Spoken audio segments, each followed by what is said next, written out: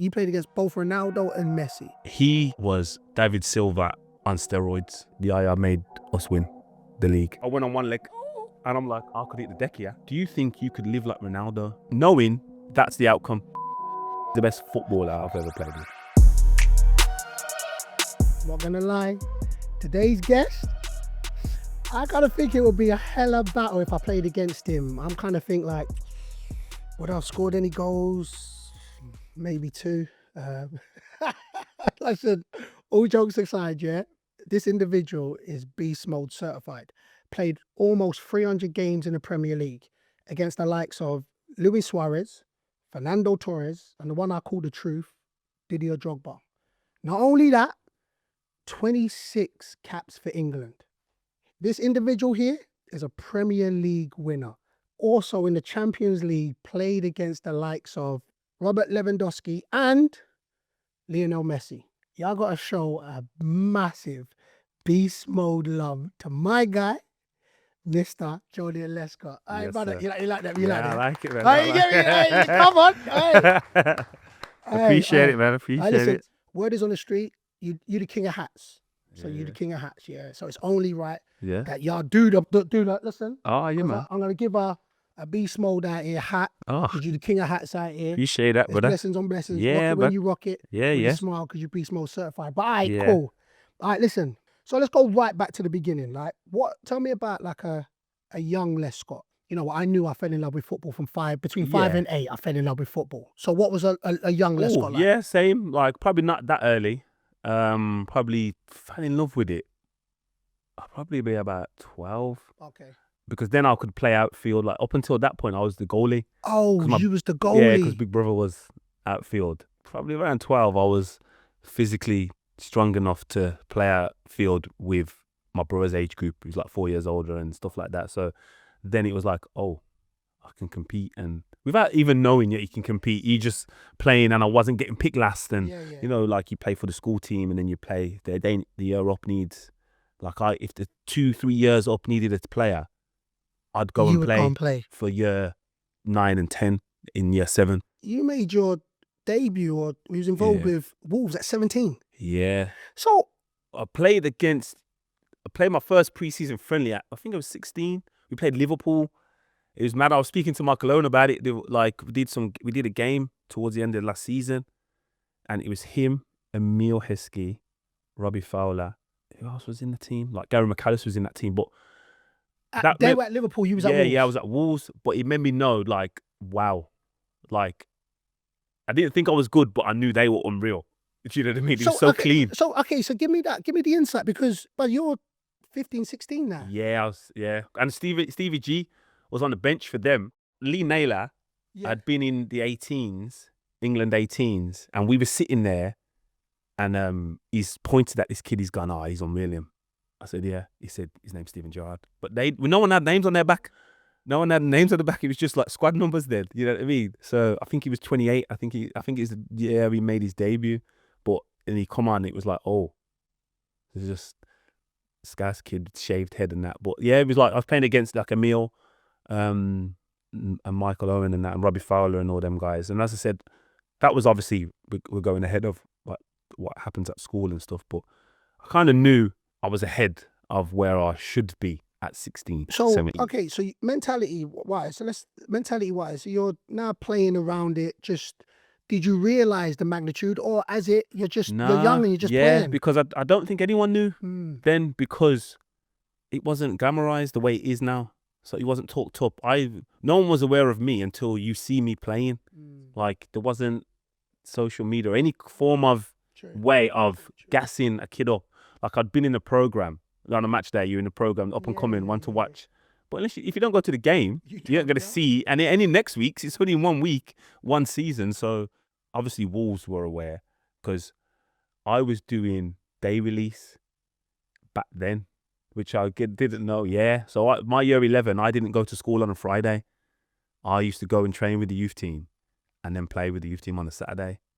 And obviously no one was doing that then. Yeah. Like now it's a real thing. So my last year of school, the reserve manager asked me if I could play on a Tuesday for the reserves. So I have to obviously go home and tell my mum. My mum said, "Nah, it's too young." So he said, "Nah, it's too young." So I didn't play. I just didn't play. I just stayed in the youth team. So I was just in the youth team, yeah. And I would have been on the bench in the squad, whatever, for the reserves. But it was like, but even that, I didn't know that was a thing. You didn't know the magnitude at that time. You don't know. So Wolves were in the Prem or Champ at that time? Championship. I never played for Wolves in the Prem. That's like a big thing. Yeah. I got injured. Yeah, because I was gonna see that's the thing. So once you're now 17, you're around it. They get promoted to the Prem. You do your knee. No, so I was in the team. Well, we'd played 3 years. I played 3 seasons. So I played at 17. I was in the team, and then we got promoted, and I was 20 when I got injured, and then and they got promoted. Well, we got promoted, and I missed the whole season. Okay, just because we jumped, because I actually thought it was a year earlier. You went up. So now you've made your Champ debut. So you're playing the Champ. You're young. Yeah. What was the jump? What was the difference at that point from the level of players? I'm not even an athlete yet. I'm not even a professional. I'm just can play football. I'm overweight. I eat what I want. I do what I want. I was just good at football. Yeah. Without knowing what it takes to be a professional, which is why I love talking to younger generations now, because there's a difference between being a footballer and being a professional footballer. Elaborate on that for your experience. Yeah, even now there's like, and my timing was perfect where there wasn't a lot of, and this is, I don't understand disrespectful, there wasn't a lot of things that footballers did then that were deemed professional. So we could all eat what we want. Yeah. Everyone was going out drinking beer and smoking and doing all them. And you might go out Tuesday, Wednesday, Thursday, whatever. I didn't drink, so I was already getting an advantage. Yeah. Okay. Warm down. Then I started to do pre-activation and warm down. Where did it come from? So where did that? So that was when I got injured. When I got injured, that was a blessing in disguise. That's when I become a professional. Okay. I come a pro. I knew I could play, but I was 108 kilograms. Don't say it like that, because I played my whole career at 117. But that was your weight. Yeah, I know. I shouldn't be I shouldn't have been that. I mean, my real weight was around 95. Yeah. But I was just taking it for granted. I'd eat KFC and all sorts every day. So you wasn't a professional. You just played the game because you could play football. Yeah. Football at that time, the first 3 years of it in the game was easy for you. Yeah. So you could just roll in the Champ level for you at that time. Oh, yeah. And the level was, and again, I'm not saying arrogant. I was probably playing above. I was below the level I could have performed at, but not produced in performances because I wasn't professional enough. So lucky enough for me, I came through at Wolves, where like now it's probably going on loan from a Premier League club. So it's the equivalent to just going on loan, but I didn't have to. I was there. I could develop there.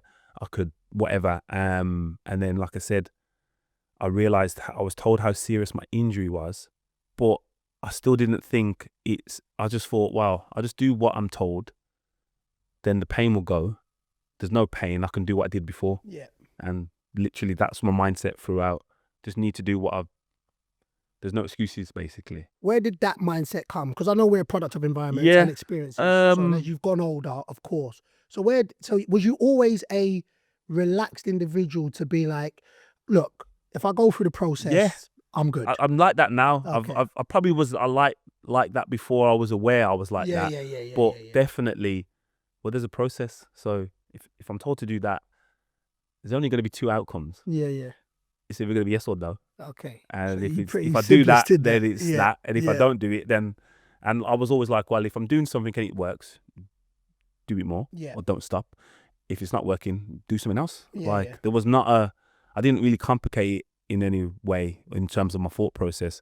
The hardest part is executing it every day. And that's what, again, we'll probably go a little bit off topic with this, but are you a believer of it's harder or easier to make it now? I think me personally, I think it would be easier for me to make it now. Like I say to my son, you know what I'm saying? I'm like, brother, if I had all what you've got and know that, but I'd be able to make it. I believe that if you want it, Yeah. It's easier I because believe. all the answers are online. Yeah. If you want to become faster, stronger, quicker, better at shooting, it's documented. Yeah, There was yeah. nowhere you could find them things. You had to figure it out, and it might take you 6 weeks to figure it out, and you've gone down the wrong route. Yeah, yeah. Where I've asked a lot of professional footballers, do you think you could live like Ronaldo? Knowing that's the outcome. So I'm saying Cristiano Ronaldo, if you do this for 5 years, you'll have that career. I don't know if people could do that. I'm not gonna lie to you, I couldn't. Like, You know what I mean? and that's the, and again, and I'll always say this, but I salute the due diligence, and I don't think people understand the magnitude and level of discipline that goes into That it. is, And it's yeah, insane. It's insane. Like Ashley Young, them guys are not just fortunate. yeah. The man live a certain way. James, they live a certain Yeah, way there's no luck to every it. day. Yeah, there's no Every luck to decision it. is geared around, oh, that's gonna make me worse or that's gonna make me better. I can't do that. So that injury where you missed that whole Prem, did you ever then think like, oh shit, that was kind of, timing was everything. Maybe I missed that Prem. No, I didn't know what I was missing because I hadn't played in a Prem, so I never was like regretful of that. I just grateful that, oh, it's sunk in. Yeah. It could have been at 25 when it may have been too late, and my habits, because I believe, not that I'm right, but I believe up until 22, 23, you develop your habits, Yeah, okay. I hear and you. then they're in you. They're ingrained in you. They can change though. Yeah, but I do. most often it's kind of up until that age. So luckily for me, come out around 2021, I changed my habits. Now 23, it's the way of life. There's no. It's not a habit. It's what I do. Like, it's the way I live. Do you know what I mean? So I was fortunately for that timing, and people around me that I trusted their opinion, like the club doctor. He literally said to me, "Man, you're overweight. It's a real thing. Like, you're gonna have to manage this for the rest of your career, and then beyond that, if you wanna do stuff with your kids and stuff like that, you're gonna have to maintain this level of maintenance." Which, luckily for me, I enjoyed. Yeah. That was the easy part. Yeah. I was enjoyed, Yeah. like knowing I'm getting better, Yeah. and people are not. Oh, listen, I get that. So, all right. So you've done Wolves now. When did the moment you knew, not that you'd outgrown Wolves, I'd never, but Yeah, you know, Everton that was coming, progressing. so yeah, that you was I progressing. probably, the season before I left, there was some talk about me leaving, and then and the club asked me to stay, Wolves, just to try and 1 more year's promotion. I was at a point there where I was professional. I'd definitely changed. I'd come back from injury, so I'd played the 2 seasons, but I knew I could do things that I wouldn't get away with, Okay. and I shouldn't be doing. Like, I was very Like like what, brother? self-aware. Like, I could stand next to the striker rather than stand behind him and be like, well, if it This goes is down champ, right? yeah, if it goes down the line, I've got him. Yeah, and if I have to use something else, I Yeah. can. Okay. I wasn't gonna be able to do that at the Prem, and I knew that. Yeah. But I was picking up bad habits, and the coach TC, who I like respect the most out of anyone I've worked with, he used to call me the chancer. He used to wind me up. Say no. Yeah, he used to wind me up. So he was like, now, and he was telling me now at a level where he respected that I could play. And he said, you got an opportunity to go and play at the top. These have got to stop. You got to stop doing these things. Everton's coming. Was it only Everton at the time? It was funny. There was a chance of me going to Arsenal, but when I signed my new deal, Arsenal wouldn't pay the 5 million. Oh. They wanted to pay 3. Man said you was only worth 3. Yeah. Arsenal, you messed up. Yeah. To be fair, the worst one, the maddest one was I was gonna go to Seville. When? What part is this? And when I was at Wolves, Seville come. I was like, I can barely speak English. Never mind Spanish. But I'd played in the Toulon. They was like thinking about getting me over there to play. I was like, happened? I just said, I'm not interested You're in not going interested? to Seville. And back then, like, anyone that was like overseas, you didn't see them. They Yeah. didn't play for England. Yeah, that's true. You know what I mean? So So I was like, I'm early? thinking. So then good. So how early was you thinking about England? I wasn't thinking about England, actually. I was just thinking about like the Prem, because the Just Prem is the Prem. The Prem's the Prem. Yeah. It's always been the Prem. And like, no disrespect to Seville. If Madrid coming in, yeah. Like, but Packing my I bags. don't even know where that is. I don't Yeah, even know yeah. where Seville is at 17, 18. You know what I mean? Yeah, okay. So I'm just like, nah, let me just, and I'm still a Villa fan Okay. at them times. Yeah, So yeah. I'm thinking, I want to play for Aston Villa. I want to play for Villa. How do I get to Aston Villa? It ain't through Seville. It's not through Seville. Which again is naive at the time, but Yeah, that's yeah. the way. It's the way it works. Like now, that's why I applaud these kids, man. Going to Germany and Spain and all these countries now. I'm like, yeah, man, go and do it. I wish I had. To be fair, I was yeah. going to chat about that, and we'll come because I know you did play abroad towards the end. But so then you go to Everton, 5 million.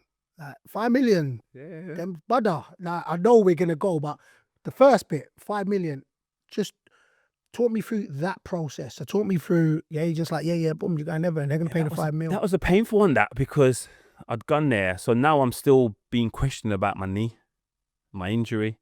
Bearing in mind, I haven't missed a game for the time I've been back. So I go to Everton, do the medical. It takes like 2 weeks. Fuming. So they're doing hella, They're doing the most. just the most. They're doing the most. I'm like, I had to literally said to the doctor, I was like, I've played more. I've played more, and I've been available for more than everyone in your squad. Like, forget the level. Like, the Premier League is higher level than the Champ. We all know that.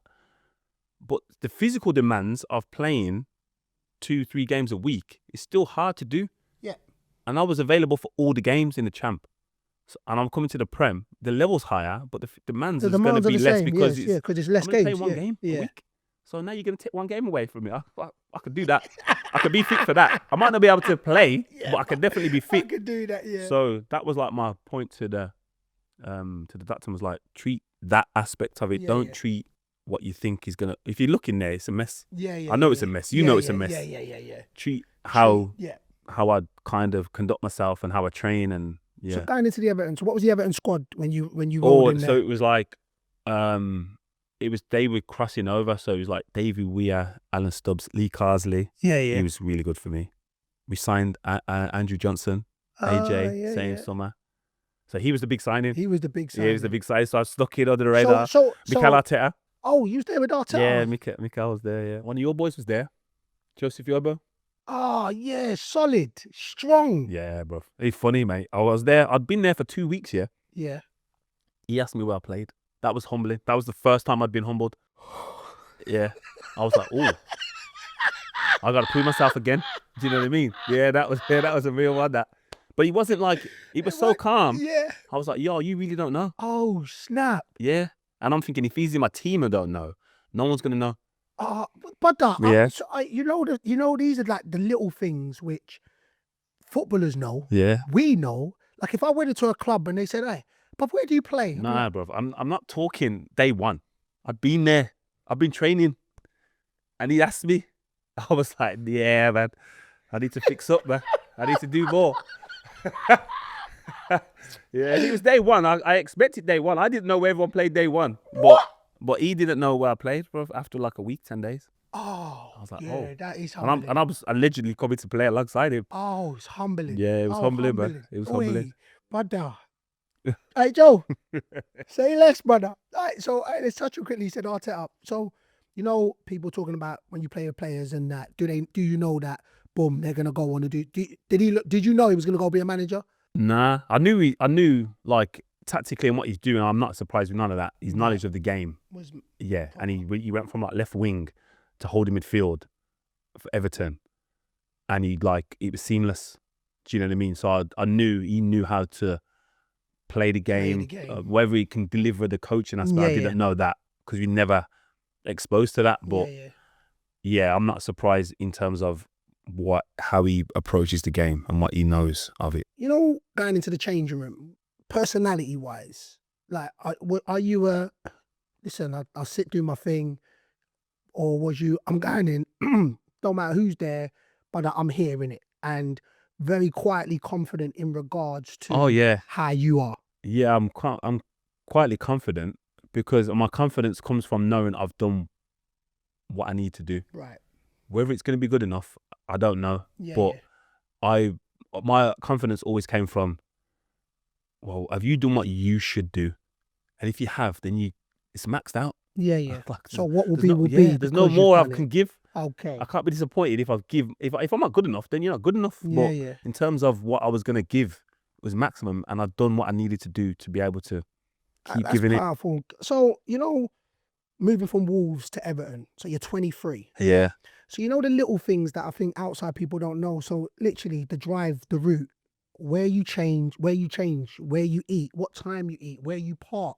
These are things which, now I'm talking, I'm realize how powerful certain things were and the Moving cities, change. yeah, it's moving the city, bro. It's Brother, like moving up north from Brom. It's mad. so that That was point, hard. That was I would have gone back. Phil Neville had the barbecue. He had like a team gathering thing. It was probably like the second week, and we'd all gone to his house, and we're there. And I remember sitting. I went into the garage of his house, and sat on my own, and thought, I've made the wrong decision here. I want to go back. And if I could have gone back, I would have. Heskey said the same thing. Heskey moved from Leicester to Liverpool. It's a different culture. People only see, he's gone to a bigger club. He's got got more more money. money. That's all they kind of Yeah. see. And I do want people to kind of say, Yeah. "What if they allowed me to go back? I would go Oh, back." 100%. I would have gone back.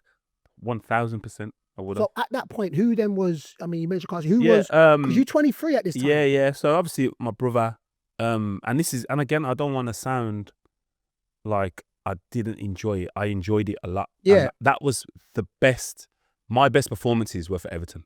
Say nothing. Like as an individual footballer. Yeah. Like things I was doing there. I didn't need to do them at Man City or anywhere else, but in terms of the peak aspect of me, it was there. Yeah. Hence why I moved. But I made a decision early on. I was moving from Everton. Okay. Like Why? this wasn't going to be. What? So what was that? What was it? Why? Why? Because I felt that uncomfortable at the start, and I thought, oh, if it's going to feel like this, I ain't going to go back. I want to go forward. Okay. So that was the goal. But then after, and it was probably, I reckon it was probably about 6 months. I didn't feel comfy. No one would have known. Of course. Yeah. Lee Carsley knew because Okay. I was close to Cars. Yeah. And we would speak and this, that, and the other. But no one knew how I felt, or like how uncomfortable I felt going into training and thinking that this, that, and the other. And after about 6 months, we went on a trip. We went to New York. The manager took us to New York, and I was given the responsibility of sorting stuff out like nightlife, and that's when I felt like real part of the team, Okay. and that's when like I grew confidence within that, and that's when I felt at home. So then I wasn't in a rush to move, but before that I was like, I need to do what needs to be done To get out. and that was performances. It was only performances. It wasn't like I was never gonna do anything stupid. Of course. It was just like, yeah. So even with 23, first game at Tottenham, shut it down. Bad boy debut. Next game was Blackburn. My first game was that was the thing. So my debut for Everton was the first game of the season against Watford. I've been told I was coming in. Obviously, you think you're gonna play. right. Pre-season comes, done whatever. Come to the first game, I'm not starting. I'm disappointed because you're not playing. Bearing in mind, I've come from Wolves where I played, so that was a new experience. Right. But in my head, I'm thinking, this is Watford. Watford have come from the champ like me. So if I can't play against Watford, I'm not going to play against the other teams. So that was the way I thought. And then I came on left back. I'd never played left back before, ever. I came on left back for Everton. We was winning 2-0. I went to pass the ball inside. He got cut out. Might be Youngie. He cut it out. And the crowd booed or jeered. I was like, oh, I've not felt that before. Good. Sorry. Listen, because I want us to, because and the reason why I relate, and this is when I have this conversation, like, it's that feeling when, say, if I'm a striker and I chest it and it bounces off my chest, and then all of a sudden you're like, oh, what have we got? Oh, you know what I'm saying? So, It was real, man. yeah. It was real. And I tell you why it's bad, because all in the England age groups I'd played in, the captain was Peter Clark. He was a centre half for Everton. So they just sold him I think the year before and bought me. And a couple of fans have said to me like, why have we got you when we had Peter Clark and he played ahead of you for England. So I'm thinking, right, they might be right here. All these things around him. But then I was like, I spoke to TC, who I got on with, and he just like, nah, and it made me realise teams buy players not to do anything they haven't seen. Yeah. So Everton, I didn't need to do anything different at Everton. I just need to do the same things, but I needed to make sure I could do the same things. Yeah. So I need to defend the same way, but if I need to get stronger, faster, technically better, then yeah, you work on them aspects. But in terms of the style of play, I needed to do the same things. And then it was like quick realization, I can do them things. That came with games, yeah, talking. Yeah, bit of conversations and Yeah. just people explaining certain things to me and then me taking it in and be like, oh yeah, that makes sense. I'll just do that. And simplifying it. Biggest thing you found out very early, or biggest difference you found out very early from the champ to the Prem? Technically is. Yeah. Yeah, there wasn't much mistakes going on. Like it was, what was supposed to happen was happening. Okay. Like I said, I could do things That's what, I wanted to know. I could step in front or try and read it and be like, as soon as his head goes down, I know he's not changing his mind. Yeah. He's made his decision in the champ. Yeah. His head's down, I step in. Yeah. The ball's coming to me. His head goes down in the Prem. But he see me step in front, the ball goes over the top. Now I'm out of position.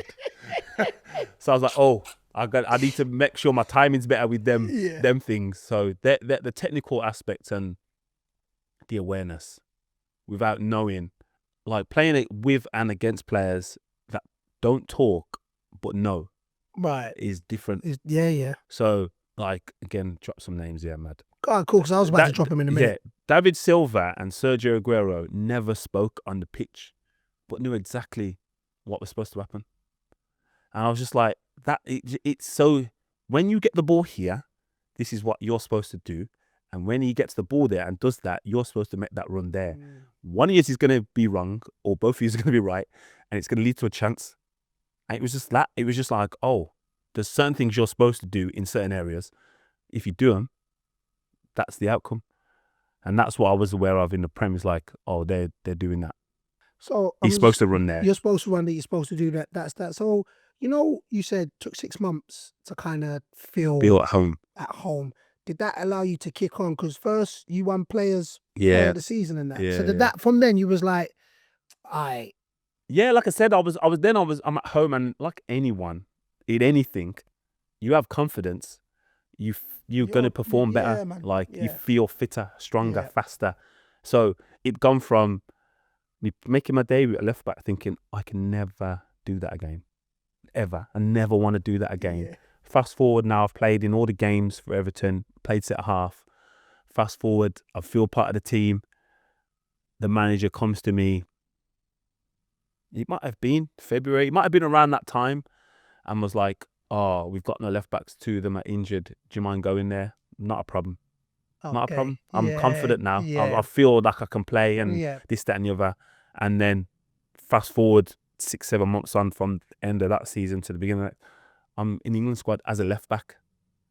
Do you know what I mean? So it's not like, it was just the confidence element of me knowing, and obviously time. And I know it's simple as players because we know, but how powerful is confidence? Because I listen. I'd swear to God, it's so underestimated and underrated. Like you literally are slower. Your timing, as a striker, I've never been able to do the things you're doing as a striker. But I would imagine you're low on confidence. You're waiting for the perfect opportunity to get the shot off. Say again, man. And I'm like, that's as good as it gets. It doesn't get better. You don't get to take another touch. You don't get to wait half or more seconds for the goal to open up. This is it. But when you are unconfident, you can just turn and shoot. And when your confidence is low, it needs to be, on God. But there was a couple games when on confidence, I would have said, Messi, let's go. On confidence. You're just, brother, when you say feel lighter, brother, I'm 117 stones. I mean, kg. There was a couple times I felt 99. Yeah, but 99 kg, 100%. But then you do look back and you're not really going as fast as you think. Yeah, that's but still, how I see it. But at the time, he was just, running. He was floating. Mad. I say confidence. I think double down in it. So saying confidence, you played up against TT. That's Thierry Henry. Yeah. So that was at Wolves. that was the time. So I come back from injury. We played them in the FA Cup. They beat us 2-0. And that's that game with Patrick.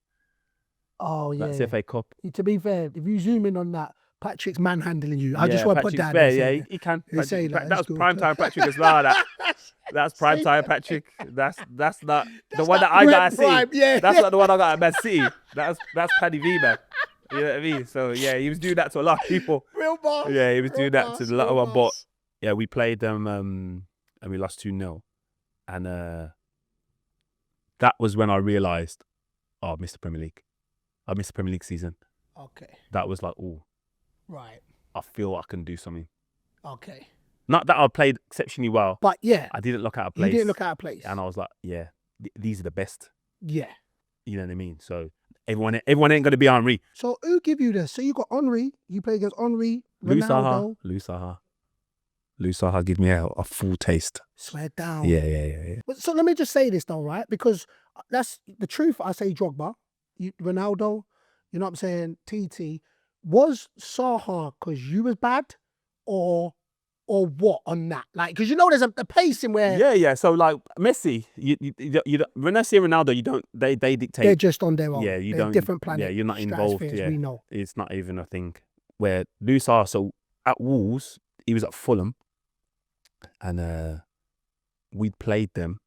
No, they were top of the league. John Tigana was the manager. They were smashing the league, like 10 games in the average, Just- 3 goals. So we're playing them. This is before you could get the analysis as well. So I just knew there was a French guy up front, 4 figure with plaits. Bad. So I was like, okay, cool. So I go into the game thinking, this is going to be tough. Yeah. Go into the game, 0-0, get man of the match. I'm nice. Yeah. My confidence is high. Fast forward 3 weeks, we played them in the cup. I'm thinking it's the same. It's not the same. It's not the same. It's not the same. But he approached that game like I approached Like you the approached first. the first one. Yeah. So now his full repertoire is out Yeah. Okay. and he give it to me. He's on smoke. Yeah, him and Bar Morte Oh. give me a full lesson to where I was questioning. Again, another blessing after the game. I looked and thought, obviously I'm not as good as I think I am. think you are. In all the areas. Yeah. So in all the areas you value as a player, whatever areas they are as you as an individual, I knew if someone was faster than me, I'm probably going to be stronger than them. Right. Or tactically better or Right. whatever. Right. There's going to be something I can There's going to be compete. something you can compete. So I would take them into that area Yeah. and expose their weaknesses on your strengths. Yeah. He was better in every area. Swear. Everything. Everything. I was like, oh, I need to improve them all.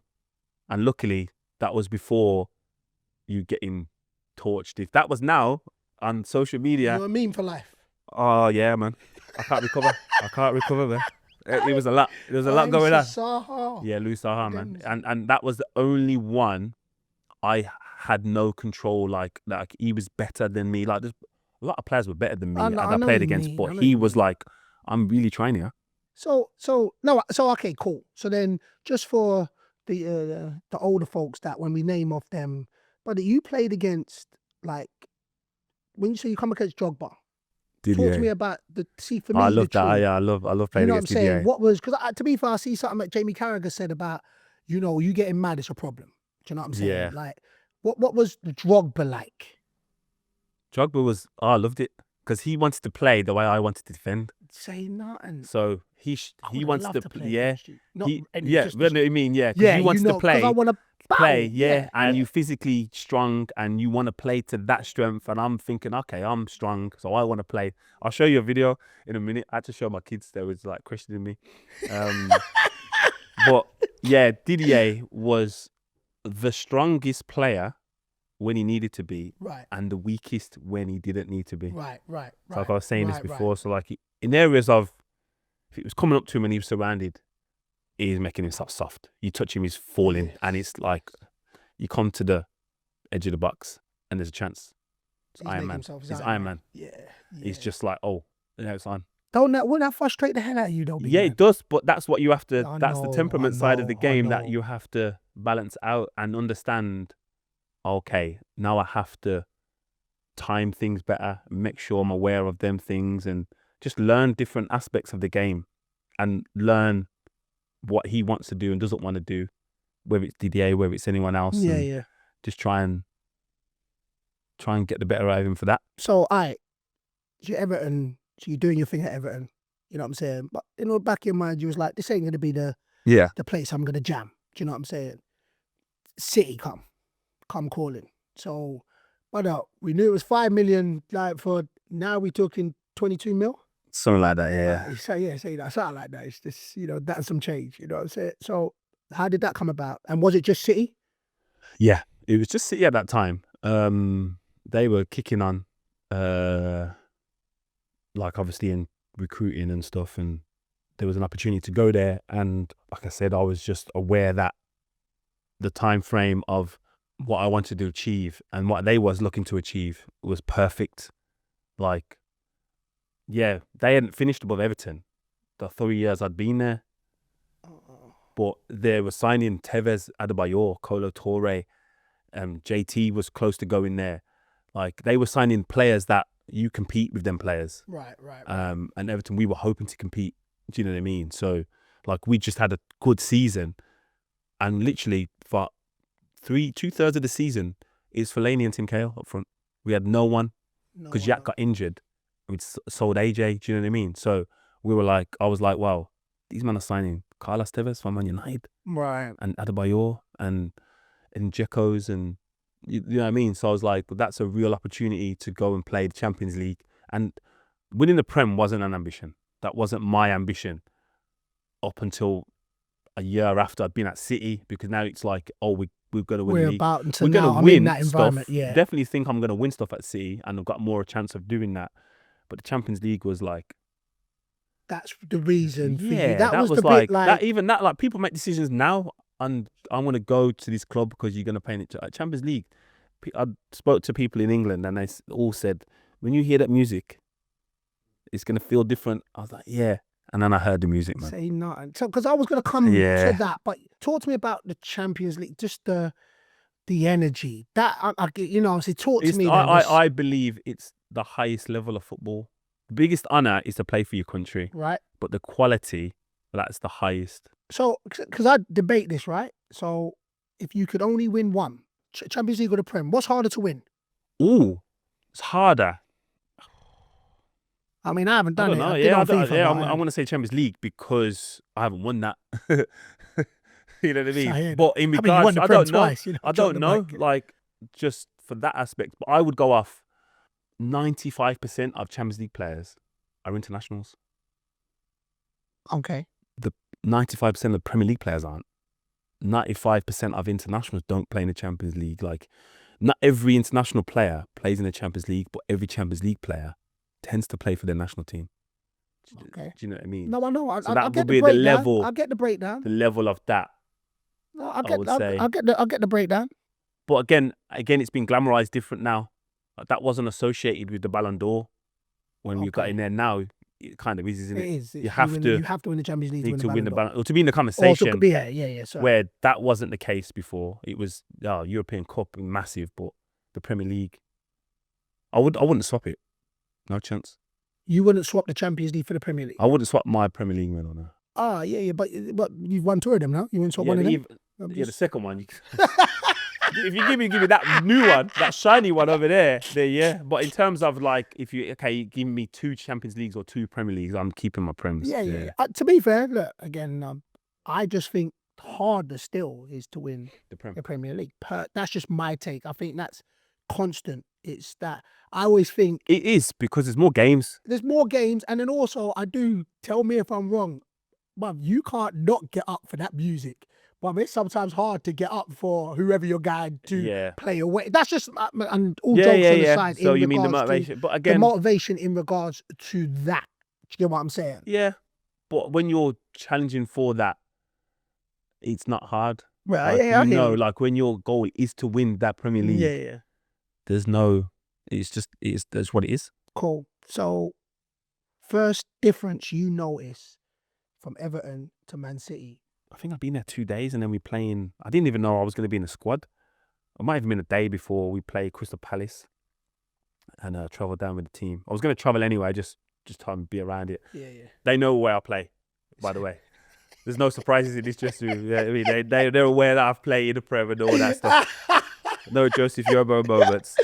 But we play Crystal Palace, yeah, and Addy's up front, and I enjoyed playing as well, like, Yeah. but I wanted to show that I could like play long passes as well. So Addy's done this like movement, and I've hit this ball clean. Like if he turns and runs, he's in. He's in. And it's like Hollywood pass. Say nothing. Yeah. The look he give me is to say, do not play that ball over there again. Like feet. I was like, oh, we passed here. I was like, nah, man, I want to do that. I was like, you don't need me to do that. Okay. Yeah. The look was horrendous. So what's the changing room? So give me the changing room kind of culture, because you're now signing, when you reel off the names before. Yeah, it's different. So there's Yaya obviously Toure different and that, religions, cultures, nationalities. So it's a different thing for that. Easy to blend. Yes, because of the age of me now. I'm 27, and like I said, as much as we're joking, I'm recognised for what I've done, Right. rather than having to feel like I'm still want to prove it, whatever. But it's not a surprise, and I've played for the national team, and so 6 of the lads in the dressing room I knew. Right. From that, do you know what I mean? So it wasn't. It was less. I'd lived in the area. I didn't move to Liverpool. I moved to Manchester, so I didn't have to move house. Okay. So that part was cleaner. Yeah. Some of the staff worked for England, so I wasn't meeting. Yeah. Everyone wasn't new. Yeah. When I go to Everton, everyone's Everything's new. new. The transition's new. So yeah. That's why it was the harder transition. I'm guessing it would have been the same if I'd gone to Man City first and then gone to Everton after. Yeah. It's still the same. Yeah. Do you know what I mean? But the dressing room was good, and then it became great because without us knowing or talking about it, remember, everyone outside of Man City only deemed us to go there for money. The only reason we all went there was because they were paying the most money. We wasn't going there to win trophies or anything like that. But that wasn't the case. We were going there to really win. Money helped, though. Oh, it helps a lot. Of course it does. Help, Yeah, it helps. But it doesn't guarantee anything. We've seen a lot of clubs spending money badly nowadays. I know what you mean. So, like, you got to give credit to the way they did their business. How did that? So, even in the lower leagues, we talk about, listen, man, them got egos. Right? And nah, I don't know. The egos are less. It's less egos up there. So please explain. So when I prodded to the EFL, and man, them had egos. Yeah, 100%. And the egos was, and maybe because they felt they were better than the level. Yeah. So they come down, and it was, or come through, or whatever. So whatever it is, you feel like that's the highest level. So you're not better than that level. Right. That is the level you want to be at. Now you have to perform week in, week out. So there's less. Who are the culture setters when you've gone? So, because was it just I'm gonna say an unwritten, so was it an unsaid thing where we was like, but I know what you're about, you know what I'm about. Yeah. Now let's go prove it. Yeah, it was kind of like everyone do your job, and then the Avengers will win the game. Say less. So we're all superheroes, but there's Avengers. Not every superhero is an Avenger. You know what I mean? Bad boy. Yeah. Bad boy. Yeah. I like that. So it was like, was you wasn't an Avenger? I was a superhero in that team, but I didn't have a cape. Them had capes. Carlos Tevez had a cape. So that's what I was trying to say. Is like everyone that plays in the Prem is a superhero. Yeah. Because it's the highest level, but they're not all Avengers. Yes. You know what I mean? And we had some Avengers that would just go, game's done. It's game done, bro. You know Thanos. Thanos. Thanos, that is Thanos. All right, let's go. We got the 3 points. Yeah, it's done. I'm out tonight. So, all right, boom. So then, so you signed after your first season, Yaya Toure coming. Yeah. David Silva coming, right? That, mate, yeah. Talk to me. So, because you mentioned... That at first, yeah. Me and Sean, we talk about this now. Like, we're looking at David thinking, he ain't going to cut it, you know. Say nothing. Small white. He's small. Yeah, and... a little bit. We played 4-4-2. And he was coming to play left wing. I'm thinking, our traditional wingers, you have to be quick. He weren't quick. He's not quick, yeah. Quick up there. Yeah, say less. Stupidly quick, but physically quick. I'm thinking, nah, this guy ain't going to do it. And he come off the back of the Euros, so he missed a bit of pre-season, so he wasn't up to the speed. And then... When did you know? When did you, man, know, Because you know I say he's training. When do you man know? He scored against Blackpool. We knew before that, but he scored against Blackpool, and then that was his moment of confidence through the roof, and then every day. And I mean every day, from that moment on, he never doubted him. Yeah. I swear, I was talking to a City fan the other day, and I was asking about David Silva. He's the best footballer I've ever played with. Swear, yeah. Best footballer. Yaya's the best player, the best footballer. David Silva. We did rondos. Well, you do rondos every day. I reckon 3 weeks he didn't go in the middle. Okay, so and this is the things that I think people need to understand. So I bet just break down, because I know, I ain't gonna lie, I lived in the middle every now and again. Yeah. Didn't go in because I was the biggest. Spoon But cycle. you know, you done know. But what? You catch you on a bad day, you're in the middle a lot. You in the bib. Yeah, I know them. You I had a couple know of them them days.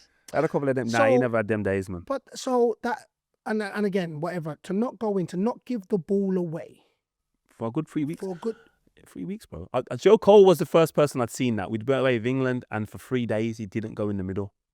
He's another one that is, he's timing. If he was now, Joe Cole went to St. Aloysius. I went to Highbury Grove. Yeah. So we're the same. So you know. year. So Yeah, you're saying, brother, we was in the same district team. Brother, oh yeah, he was doing madness back then. So you must have seen the real madness. brother, Yeah. he scored to date the best goal I have ever seen Yeah, Joe live. Cole, mate. I'm talking about, yeah.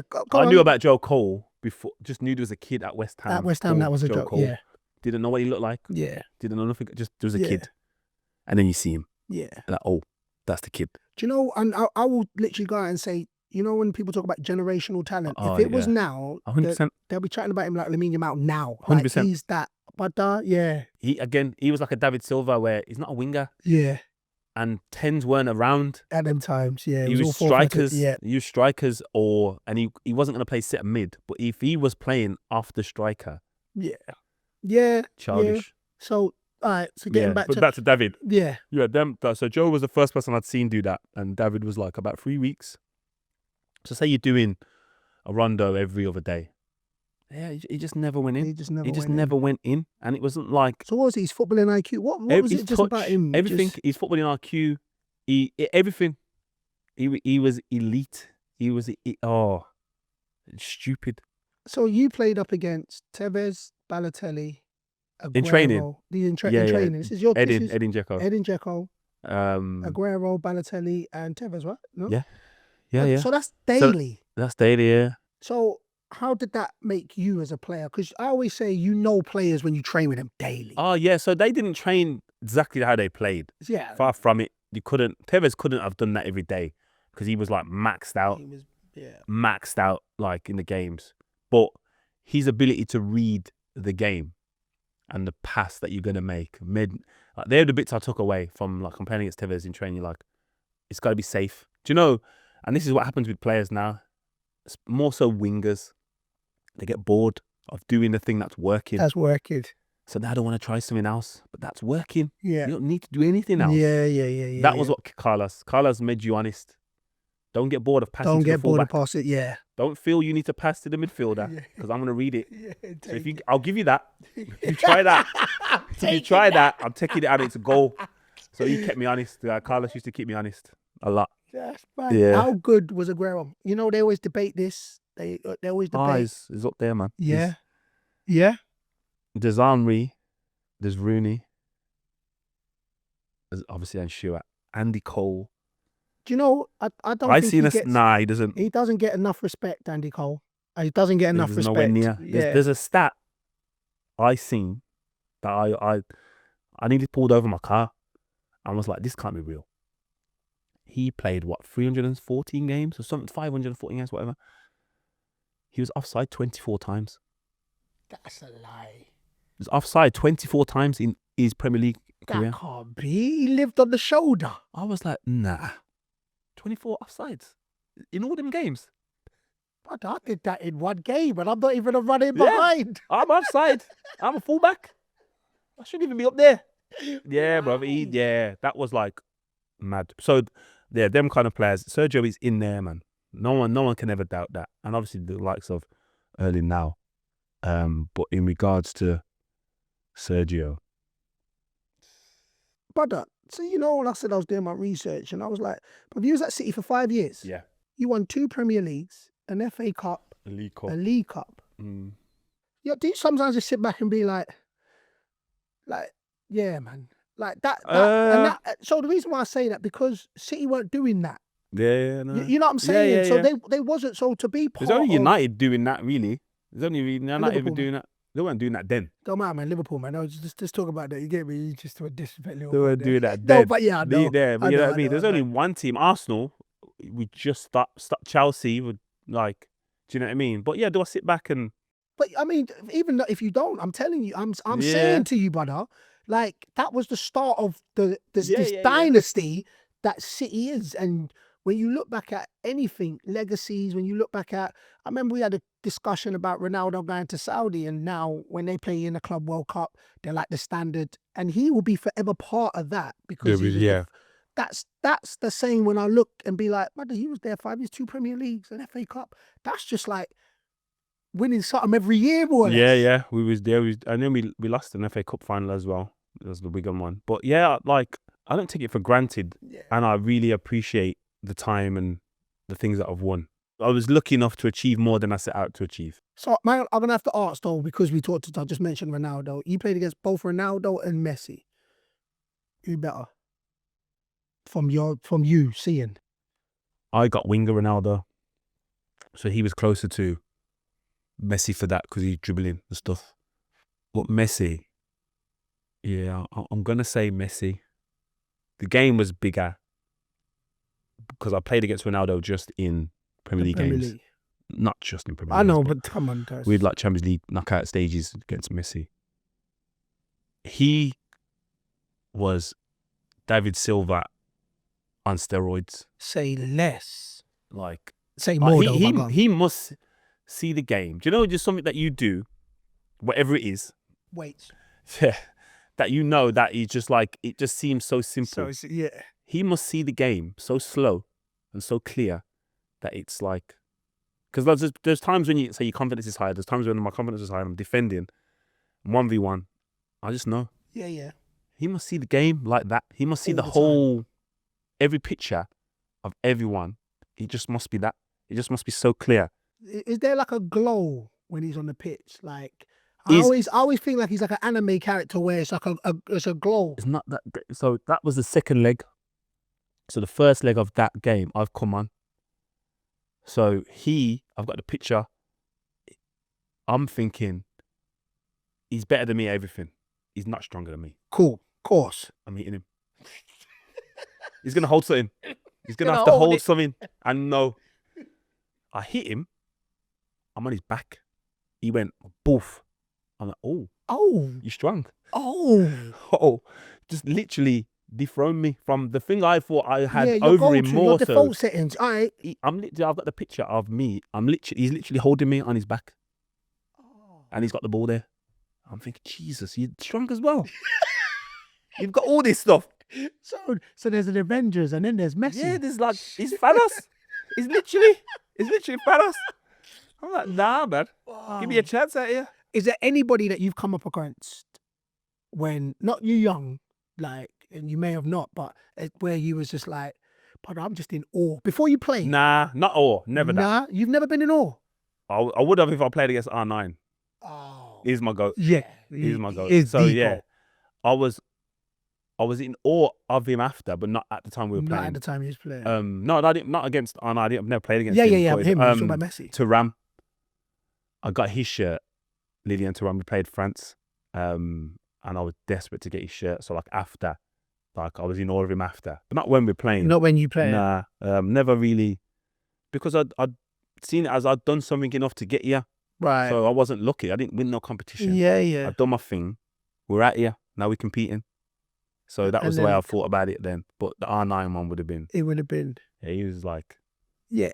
Float on water and them two. Yeah, I've seen him since that, and fanboy. Yeah. Fact. Yeah. I remember I seen him at this event, and we took a picture. It was like a group picture, and I said, "Nah, man, all you need to come out of the picture." I need my picture with Ronaldo. Like Patrice Evra and them, I said, "Come out of the picture, like get out of the way." I want a picture with R9. Listen, you don't have to tell me, Yeah, man. bruv. I'll be telling when there be somebody that want to take a picture with, Yeah, man. they can have security. And Yeah, I'll be yeah, like, yeah. after we wrestle with security, I'll go get that picture. Yeah, He's it's one. blessed. Yeah, R9's Thierry's got that aura. right. There's players that have got that aura, That's got the aura, yeah, of course. but R9. So, all right, 5 years at City, Premier League, FA Cup, League Cup. Now it's coming to the end. How's that coming back? Because you go to, is it West Brom. West Brom from there? Yeah, so I left City and my decision process was simple. I wanted to work with a British manager. I'd worked with Mancini, Pellegrini, Capello with England as well. And I'd got into my head now. In terms of my achievements, like I said, I'd done stuff I didn't think I was going to do them things. Now I wanted to play for England and stuff like that. So I need to get the best out of myself. In order to do that, I need to taper my training. Not train, but just make it right for me. And for whatever reason, the managers I'd worked with, the foreign guys, they didn't grasp that. Right. Like, know that I'm available every game. I might not be available every training day. Yeah. But like, I did this thing at Everton where they used to let me miss a Monday and not load. So I'd just be in the gym. But now it's second day recovery, so everyone does it. So everybody does it. So I was doing it. They let me do it then. But now think that was 1 day a week. So that's 1 week a month. So over the course of a season, it's like 2.5 months. I'm not training. But it's not, when you spread it out, I'm not missing anything. And it's second day recovery where now managers wanted me to train on a Monday. I'm like, my body doesn't really. It doesn't react. So now it's going to hinder me come Thursday. Right. So I'm hoping I'm okay Thursday. Where if you give me that Monday, I'm good Thursday. I know the process. And if there's a game Tuesday, I can play. Yeah. I've done it in the champ, so I know I can do it. But then on the Wednesday, I need non-loading.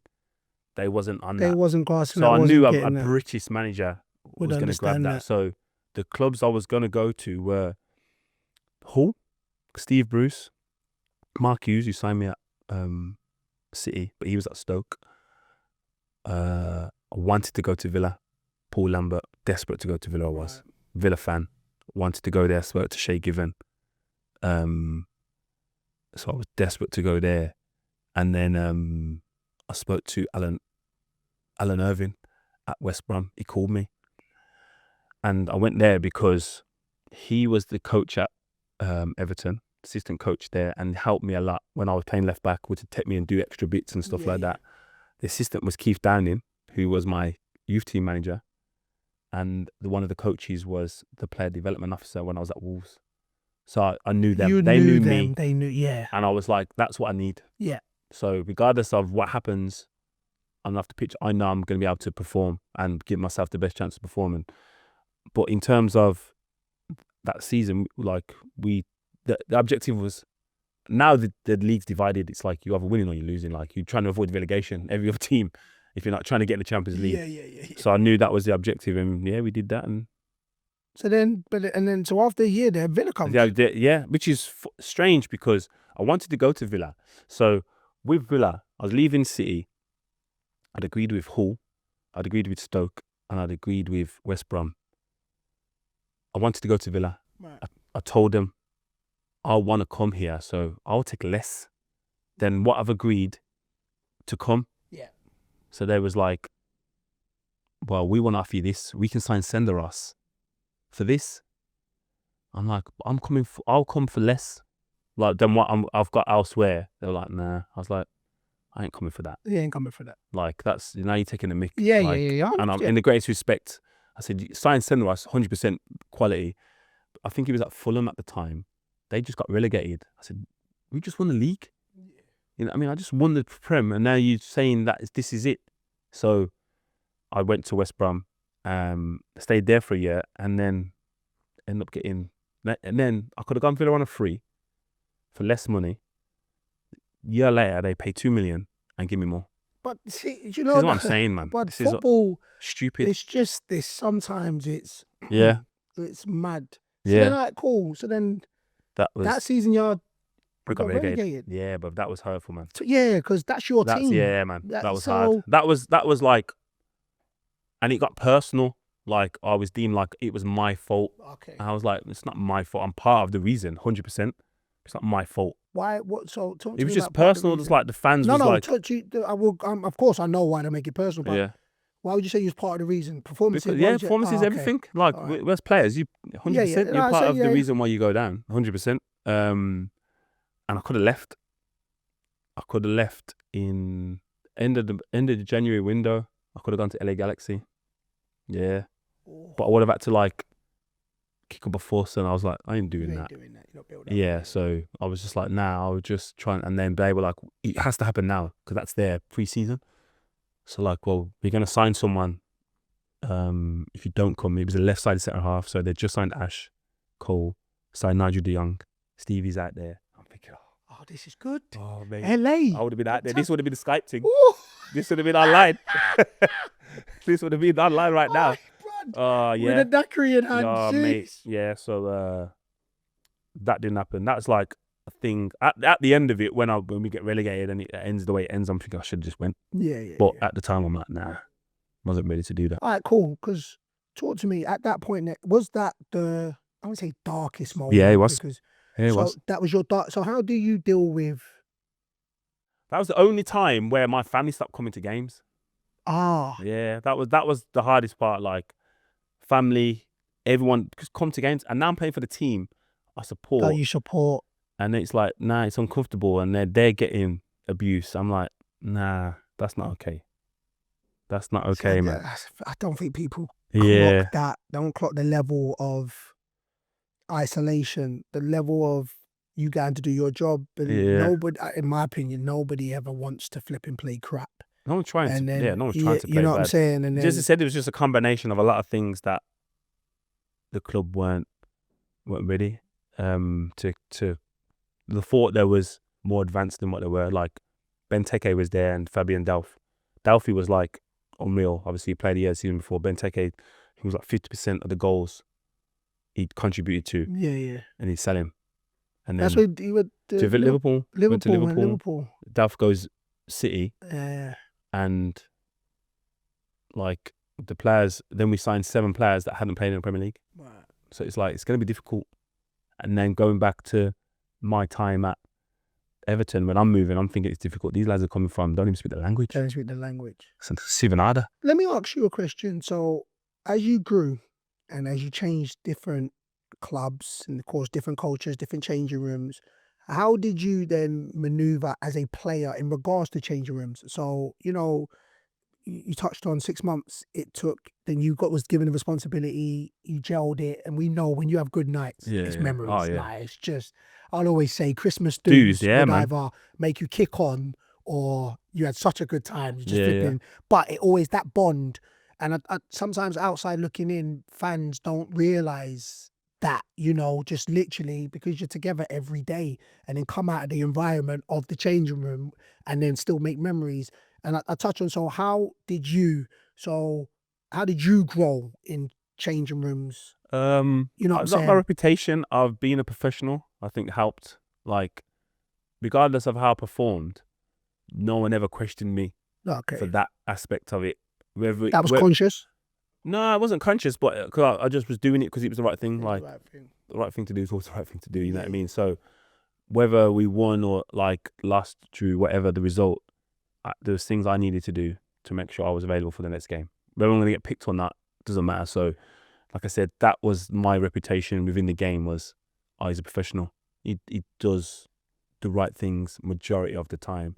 So that was kind of how it developed. And as you get older, you're seeing different. You're just seeing, and there's respect within the game. Players that are trying to forge a career, we all do it, and we all should do it. Respect the players that have achieved that. Achieved it, yeah. I'm not achieved medals, achieved the profession of playing for 10 years, 15 years, because you know how hard it is. Consistency, it's always hard. You know how hard it is to to do it for a season. Man. So to do it for years, you got to give credit to players that are consistently doing the right things. So you went to, I think was AFK Athens. AEK I Athens. knew that. I was just seeing if you paid attention. AEK Athens and that. So was that? So how That did was that Villa. come? So I always wanted to play abroad. So I'd gone to I was going to Rangers. I went up there. I'd met the manager came down, Warburton. He came down to meet me 2 weeks before. Said sign ya. Again, off the back of my rep, was like, we were aware of the injury potentially. But Did this injury thing follow you your whole career? whole career, everyone questioned it all the time. Oh, man. That happened with me though. Yeah, all the time. So he came down. He said, "But you can play on, like, say Saturday. Come home." And then Davy Weir, who had been with Everton, he was assistant manager now, and he'd played like last 3 years there of his career, and he'd done the same thing that was going to give me. So like, stay home on a Monday, go back up there Tuesday, train, Wednesdays off. Wednesday whatever. off, yeah.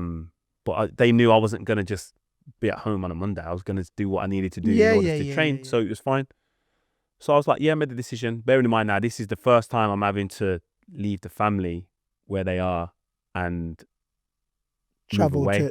You was going to move, yeah. Yeah, so like I travelled, I lived in Manchester, went to West Brom and Villa, it was fine. So now I'll be spending time up there.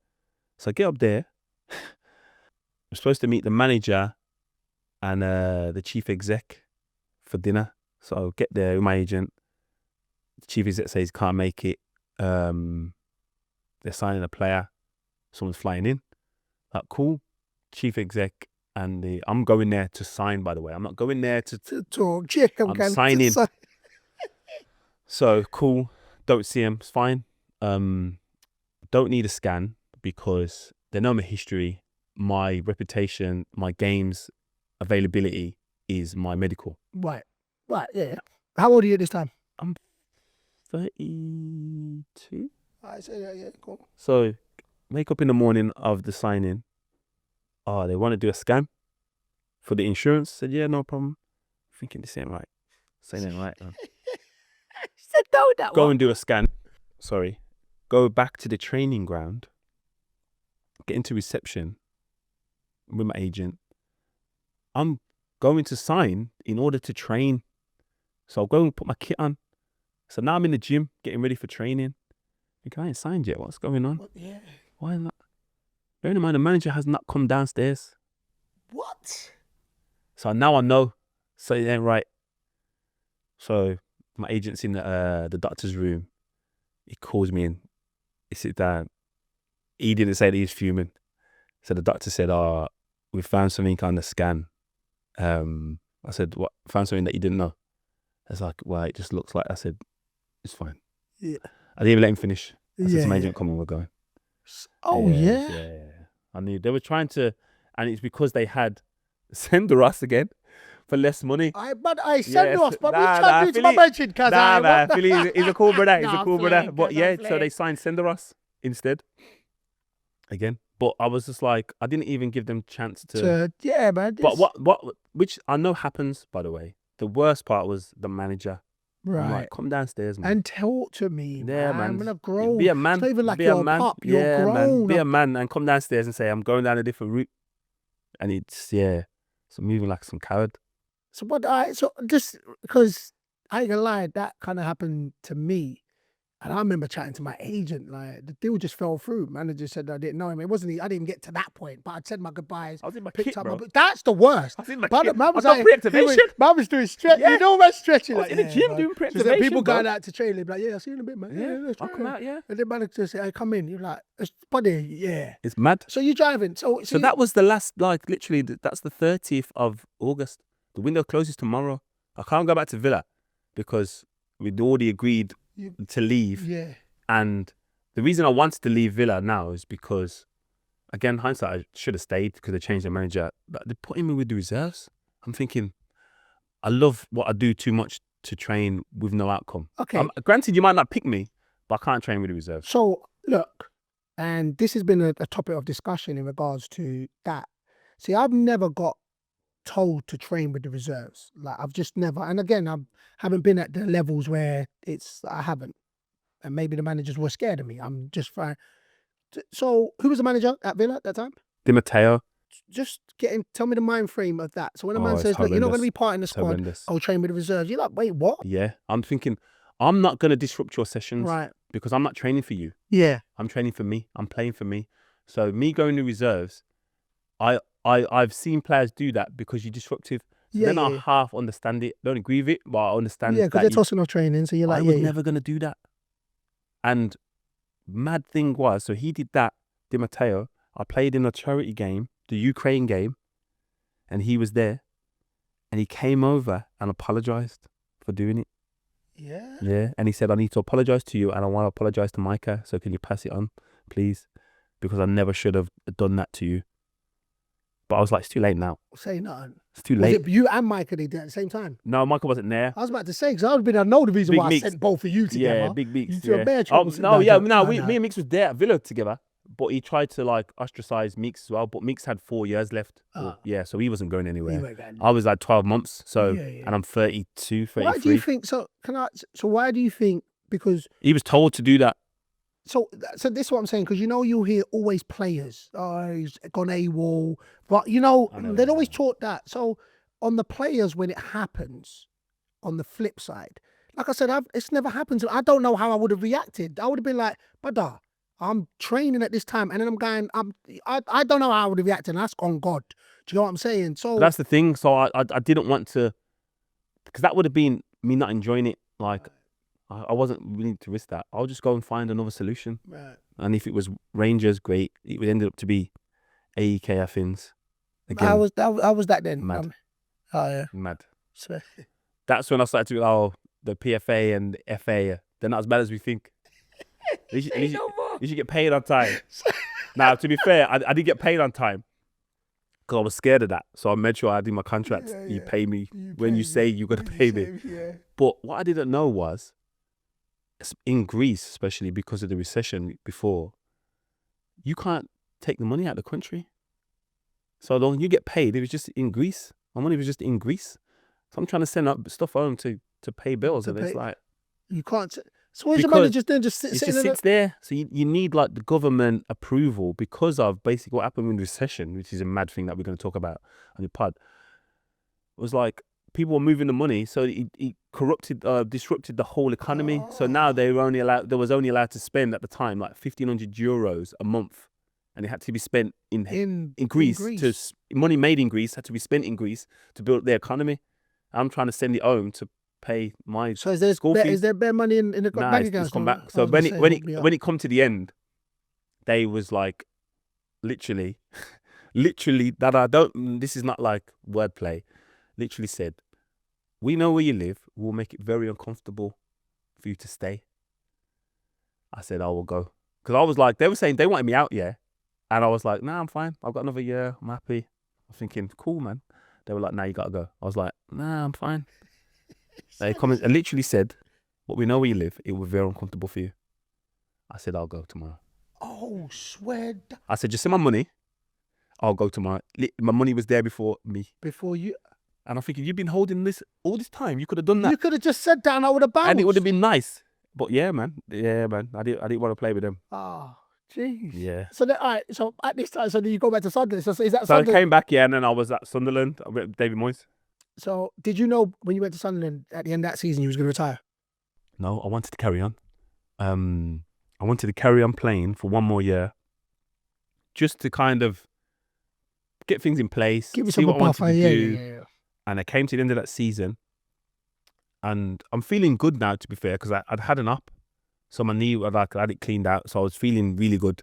So I'm thinking, yeah, I can. If there's a chance here, I can play. And then I get a call from Bolton, which I wasn't mad at because it was local. So now my criteria of what I need is changed. It's changed. Like it's got to be solely. Prem still? Sunderland won the Premier. Prem. Bolton. We got relegated. Bolton where? Bolton was in the champ. Right. So Bolton's in the champ. So I get asked to go there, but I'd had some friends there who text me and said, "Don't come. We haven't been paid for 2 months." I was like, "Yeah, I ain't doing that." So that was out the window. Then I asked to go to Sheffield United. They'd just come up from League One, and they asked me to go on trial. I was like, "Yeah, it's time." You're saying that. Yeah, I know. That's what I knew.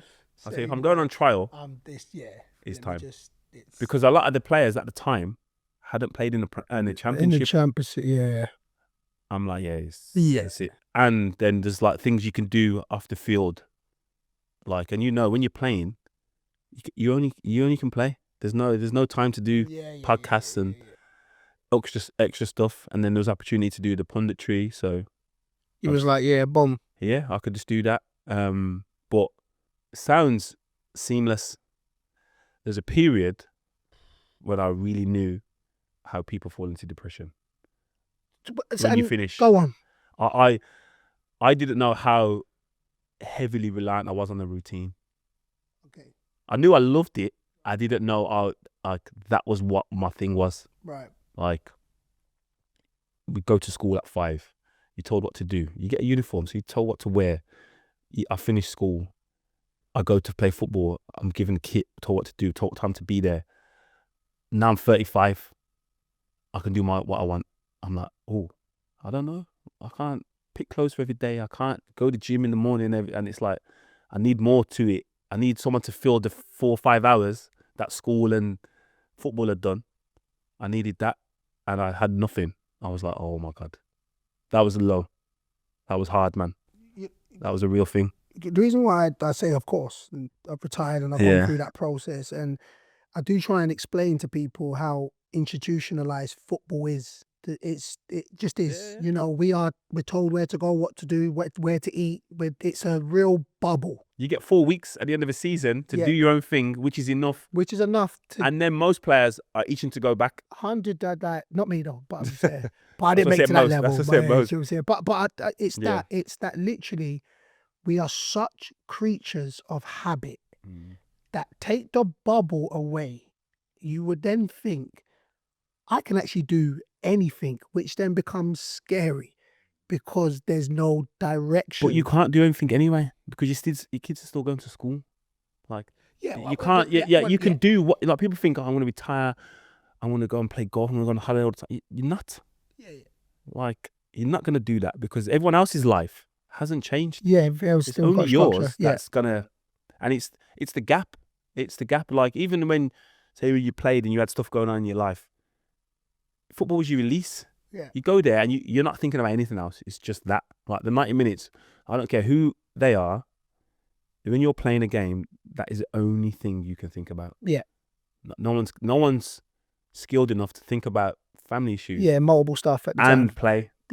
Because you can't. You just have to. It just absorbs everything from you. So I didn't have that. How did you cope? That was tough, man. That was tough. I just went into everything. I said yes to everything. I just made myself so busy, and did everything, and then worked backwards, and then just took stuff away that I didn't enjoy.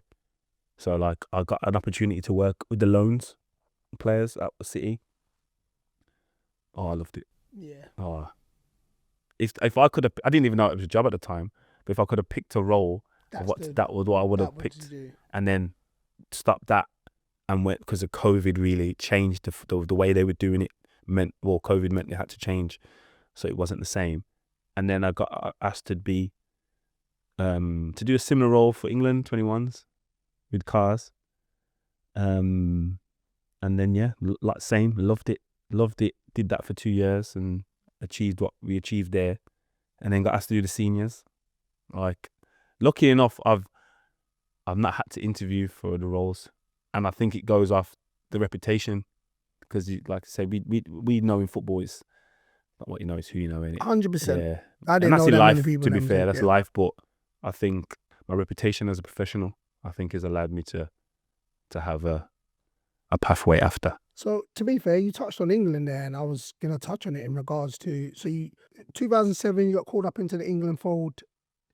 Talk to me about England. So we've talked about Championship, talked about the Prem, talked about Champions League. Now there's England.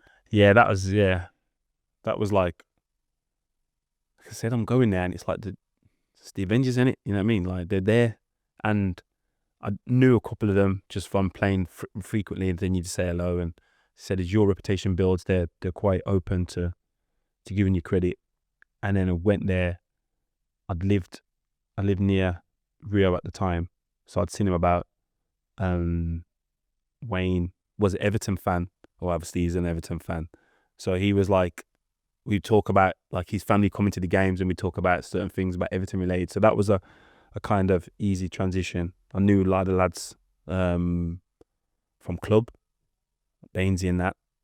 Meeks, we kind of broke in there at the same time. So I'm still Everton.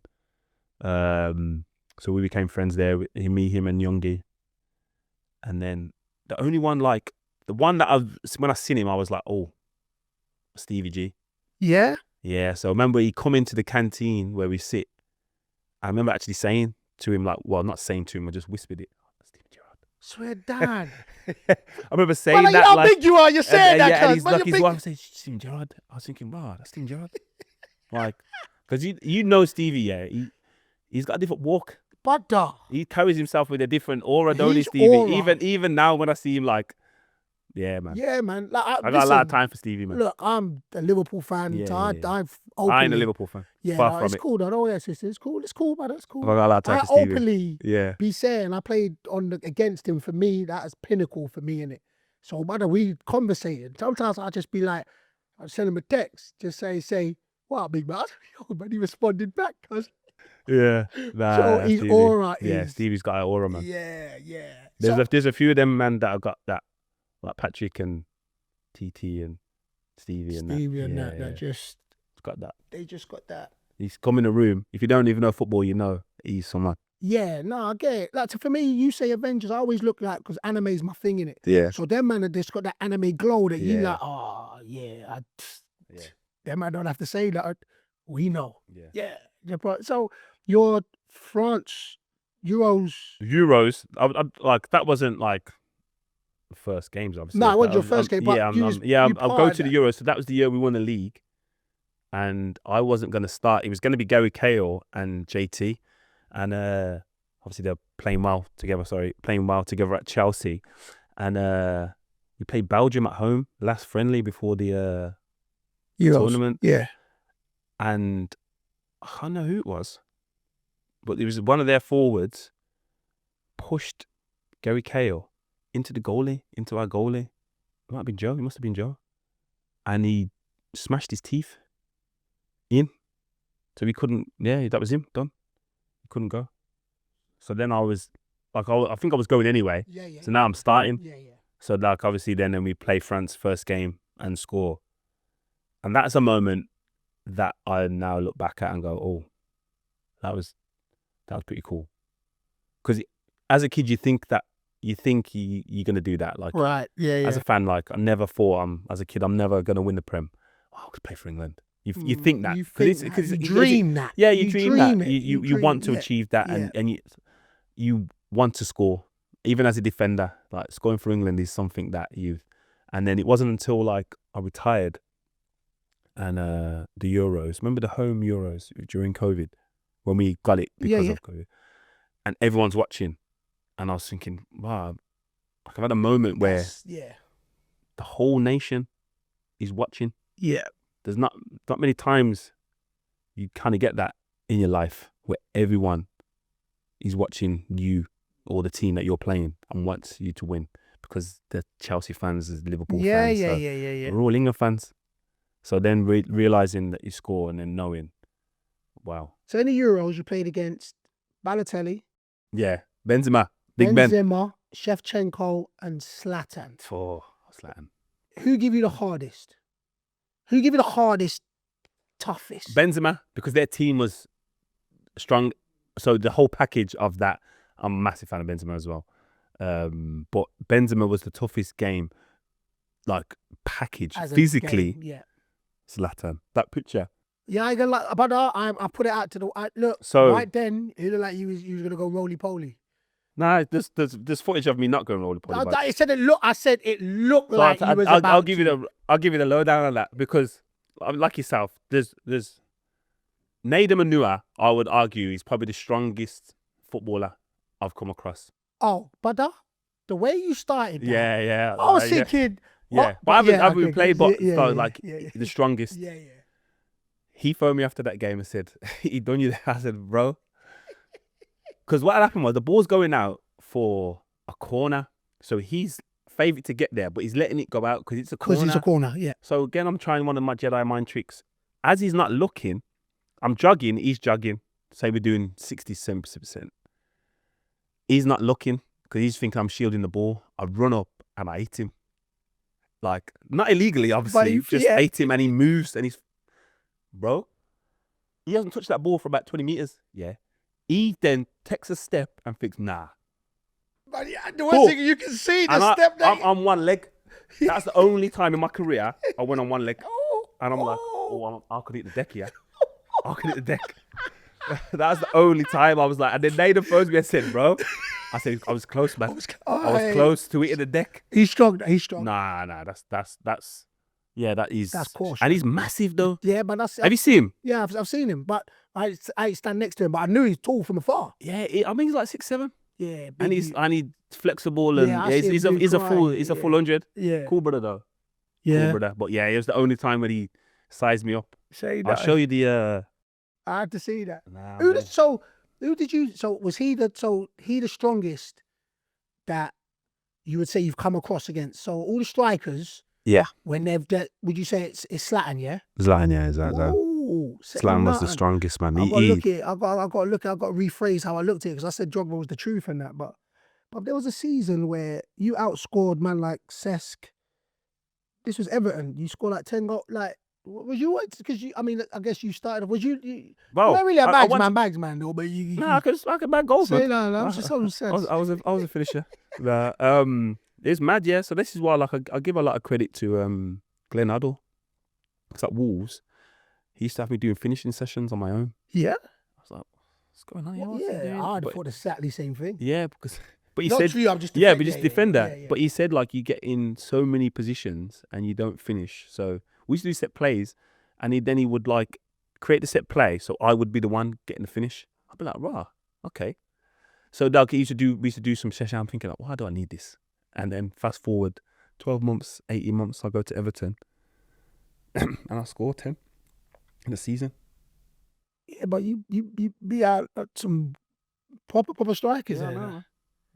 Claim to fame and that. Say, I could. I was doing bits, man. I don't know what that value is now. Yeah. 10 goals from a fullback. Let me ask you a question then. I'm glad you asked that. Now, prime Lescott now. Right? What you saying? So 22 million you went for them times. So inflation. Prime Lescott now. Yeah, what we saying? You know what I'm gonna say right now? 84 million. 84 is there? Cool, that's what I'm saying. You got to agree to that. 84 million, prime Lescott. Yeah, I don't even know. But listen, wasn't my goal. I'm gonna ask now in regards to eras, the strikers of that. There's no definitive answer, right? But you can have an explanation I for want to your know. Yeah, I want to know your. So my theory is that era is the best and the hardest. Not because there's better players, but there's more better players. Right. So, who's the best now? Like, in their positions, like Van Dijk, Kevin De Bruyne, Haaland. They all as good as all the others, but there was others of them. It wasn't just one Van Dijk. Like, if you say you got Van Dijk, and there's who, like, probably not at the moment because he's been injured, but like Stones is elite, and he will get lauded when he stops for the things he's achieved. But there was 7 centre-halves. There was 6 strikers. Like, give me 5 top strikers in the Prem now. It's hard. It's Isak. Haaland.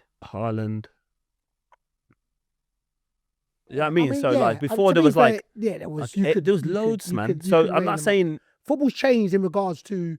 The criteria. There was always 2 or 4. What am I talking about? Yeah, that's what I'm saying. That's what I'm saying. For every team. Yeah. But they had wingers as well. Yeah. And so, I would say the volume of players was bigger then because there was more of what we see now. Like, these players now definitely can play in any generation, in any era. The best players now will play in any best generation.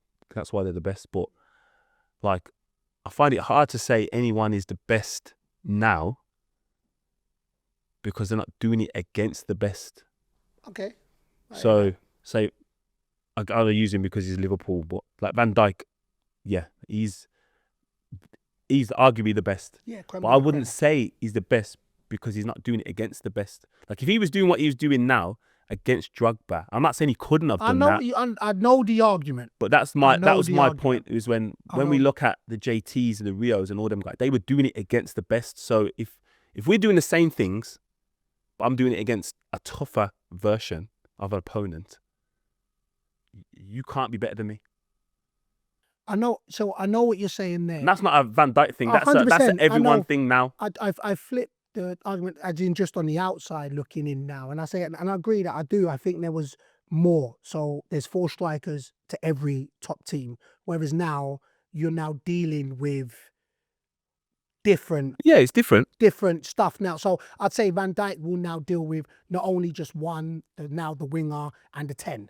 So now he has to. Yeah. So and I'm just don't get. We're just using that. I'm just using that as an example. So listen, I'm with you in regards to eras. I think our eras when we was growing up, looking back to now, it was physical, and there was a lot more options to pick from in regards, and it's just what you like. To be fair, I like the physical aspect of the game. I look back at these pictures and I'm like, that's when football was. Yeah. And listen, that's a different question. And yeah, do I enjoy watching it now? Maybe because it's different, but and it's played different, and it's played in a way that I can relate to it more or less, whatever. But in regards to the players, I'm just like, I can't have someone tell me that someone is the best now that's ever done it when this isn't the best volume of player. Okay. I think the best volume of player was like a player that, like say Andy Cole, doesn't get it. Cesc Fabregas does not get the credit plaudits that he needs to. But there was Gerrard and Yaya and Lampard and Scholes, all them guys, and Vieira, them guys. So we're not seeing that. But if you're seeing Cesc now on his own, he's shining bright like a star by himself. Okay. And not that he didn't shine then, but it was just 7 of them. Yeah. So it's less. You're gonna see less. 2 questions, and then I'm gonna let you go because I knew this would be dope anyway. So I'm glad for your time. 2 questions. Who's the best player you played with? Yeah. Best player you played with? Yeah. Like I said before, best footballer, David. And footballers are different to. He's played with players. Stevie G and man. Yeah. Steve is the same mold. Like Rooney. Yeah. The man are match winners. Yeah. The man will just decide the game. And I'll say because he did it more for the team. I only played with Stevie in England, and I didn't win anything for England. Where the Yaya made us win the league, the cup. Give me one memory. I mean, I know you touched the France on scoring. Give me one standout memory that for you is just like, if you could bottle it up, that's just. Ooh. Yeah. You know what? I didn't do it at the time. I'm still sour about it. The FA Cup, when I won the FA Cup, because that was something as a kid I thought about winning, dreamt about winning, and this was before camera phones. We had, remember them little Sony digital camera things. I had one of them, a recorder. Actually, I probably still got it, to be fair, but I left it in the dressing room because I thought, I'm gonna jinx it if I give it to the physio or anything to have it after the game. Yeah. I'm going to jinx or lose. So I left it in the dressing room. So literally after the game, we won. I ran in and went and got it and come out. But I'd missed like the initial celebration of it all and all that. And lads hadn't calmed down, but there wasn't as hyped as there was at the start. So that's probably a bit I would go back and do that different. All right, so then one that stands out that is just you. Like you look back and be like, this was amazing. I didn't have a moment like I had a feeling like I don't even know how to explain it. I knew there was a feeling that was gonna come every week, like an excitement feeling. Sometimes it would come on a Tuesday, and the game would be Saturday. Sometimes it might come Saturday morning. Sometimes it might come as the ref tosses the coin with. But I knew it was coming every game. Just a buzz. I knew it was coming, and I had it on a Tuesday. I knew it was locked in then for the week. So I loved it when it come, but I never knew when it was going to come. I just knew it was going to come. There's a moment of a memory that was going to go, you are doing something you love to do. Yeah, sick. That feeling that you're smiling to now. Yeah, because I know, I know the man is singing. But it used to come every week. I know that. Yeah, right. Yeah. Come every week, but I know. Yeah. I know So that feeling. that would be like, it. Yeah. It's dope. We're doing it. All right, listen, I always knew this would be dope. Thank you for your time. No problem. And I just want to say, B, I'm flowers on flowers. But you certified, man. I've been proud of your achievements, dope. Good looking at. Appreciate it, man.